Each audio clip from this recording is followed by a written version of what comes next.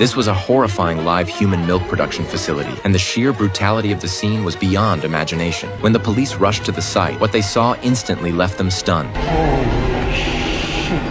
Several transparent tubes were suspended in mid-air, used to transport freshly secreted milk. No trace of the perpetrator was found at the scene, so the officers immediately began rescuing the trapped women. However, Louise, the officer in charge of the case, relied on her sharp intuition and sensed that the situation was far more complicated than it appeared. She quietly ventured deeper into the facility to investigate. As she drew closer to the truth, she was shocked to discover that the other ends of the tubes were connected to a container, and beneath it was a group of newborn babies. As the milk flowed continuously like a stream, the infants were fed fresh breast milk, creating a horrifying, fully automated breeding system. Although Louise still didn't fully understand the motive behind such monstrous behavior, she was absolutely certain that the perpetrator's mind was severely twisted and deranged. Just as Louise was struggling to make sense of it all, a piercing cry suddenly echoed from the distance. Determined to uncover the true identity of the mastermind behind it all, she forced herself to suppress her fear and followed the sound to investigate. When she slowly pulled back the curtain in front of her, a shocking sight came into view. The walls were completely covered with photographs of herself. It was obvious that these ruthless human traffickers had made her their ultimate target, intending to turn her into yet another cruel, living milk-producing tool. Realizing the danger, Louise barely had time to call for backup before, in the next instant, a sharp dagger lunged toward her like a ghost. At that critical moment, memories from her past flashed through her mind. During her years of service, she had done everything in her power to rescue countless women who had been trafficked. That was precisely why she had become the object of these vicious criminals' hatred. But she refused